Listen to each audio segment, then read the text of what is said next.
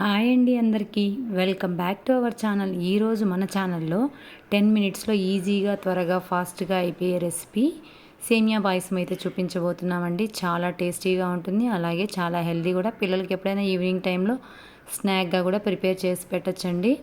ఇప్పుడు ప్రాసెస్లోకి వెళ్ళిపోదాం. రోస్టెడ్ సేమియా ఉంటే మీరు అలా అయినా తెచ్చుకోవచ్చు, లేదంటే ఇంట్లో వేపుకోవచ్చు గీ వేసి. నేను ఇక్కడ గీ వేసి వేపి పెట్టుకున్నానండి. పాలు పొంగు రాగానే అందులో సేమియా వేసేయడమే. సేమియా వేసేస్తే ఇంకా సేమియా పాయసం ఈజీగా రెడీ అయిపోయినట్టే అండి. సేమియా ఒక 5 మినిట్స్లో ఉడికిపోతుందండి. సేమియాని మధ్యలో మిక్స్ చేస్తూ ఉండాలి, అలాగే పెట్టకూడదు, ఉంట కట్టే ఛాన్స్ ఉంటుంది. కాబట్టి మధ్య మధ్యలో కలుపుకుంటూ సేమియాని ఉడికించుకోవాలి. సేమియా ఉడికిందని ఎలా ఐడెంటిఫై చేయాలి అంటే, సేమియాను మధ్యలో ఫింగర్ పెట్టి కట్ చేసాము అంటే రెండుగా విడిపోతుందండి. అప్పుడు సేమియా ఆల్మోస్ట్ ఉడికినట్టు.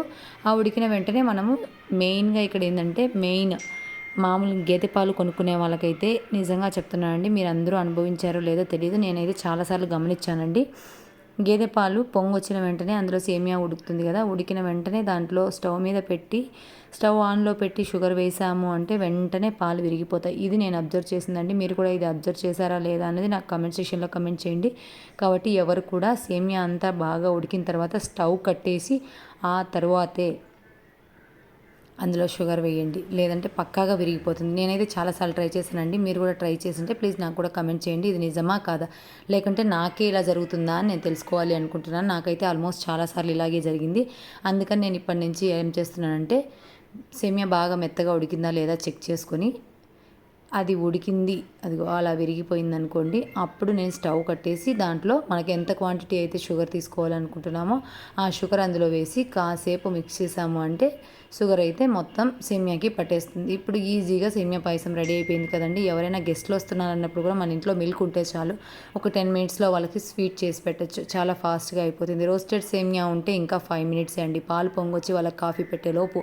కాఫీ కంటే పాయసం అనేది చాలా హెల్దీ కాబట్టి చెప్తున్నానండి, కాఫీ అనేది చాలా అవాయిడ్ చేస్తే బెటర్. బట్ అడిక్ట్ అయిన వాళ్ళం ఏం చేయలేకపోతున్నాం. కానీ కాఫీ ఇచ్చే బదులు ఈ స్వీట్ ఇచ్చారంటే వాళ్ళు కూడా హ్యాపీగా ఫీల్ అవుతారు. కాబట్టి మెయిన్ పాలు పొంగొచ్చిన వెంటనే రోస్టెడ్ సేమియా వేయడం, అందులోకి మన డ్రై ఫ్రూట్స్ నట్స్ వేసేసి వాళ్ళకి ఇచ్చామంటే గెస్ట్లు కూడా చాలా హ్యాపీగా ఫీల్ అవుతారు. అలాగే పిల్లలకు కూడా ఈవినింగ్ టైంలో స్నాక్గా కూడా ఇవ్వచ్చండి. పిల్లలకు రోజు హాటే కాకుండా అప్పుడప్పుడు స్వీట్స్ కూడా ఇవ్వాలి కదా. నేను అందుకని ఇంట్లో ఎక్కువగా చేసి పెడుతూ ఉంటున్నాను పిల్లలకి. ఇలాంటి సేమియా పాయసం, సగ్గుబియ్యం పాయసం, అలాగే ఎప్పుడైనా అరిసెలు అలాంటివి కూడా చేస్తూ ఉంటానండి. ఎందుకంటే ఎప్పుడు పిల్లలకి హాట్ కారంటివే కాకుండా అప్పుడప్పుడు స్వీట్ కూడా ఇవ్వాలి. పాలు తాగని పిల్లలకైతే ఇది మంచి హెల్దీ ఫుడ్ అండి. ఎందుకంటే పాలు తాగరు అన్నప్పుడు ఇలా స్వీట్ చేసి పెట్టారనుకోండి, అందులో పాలు వేస్తాం కాబట్టి కాల్షియం ఎక్కువగా ఉంటుందండి పాలలో. అందుకని పాలకు సంబంధించిన ఫుడ్ పిల్లలకి ఎక్కువగా పెట్టడం మంచిది. పాలు తాగని పిల్లలకి ఇలా పాలతో సేమియా పాయసం కానీ సగ్గుబియ్యం పాయసం కానీ చేసి పెట్టండి. పిల్లలు చాలా హెల్దీగా ఉంటారు.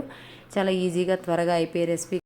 ఇక్కడ మెయిన్గా గుర్తుపెట్టుకోవాల్సింది ఏంటంటే, పాలు ఎన్ని వేసినా కూడా సేమియాలో అది అబ్జర్వ్ చేసుకుంటూనే ఉంటుంది. కాబట్టి మీరు పాలు కాచినప్పుడు ఒక గ్లాస్ పక్కన తీసి పెట్టుకోండి, తర్వాత మిక్స్ చేయండి.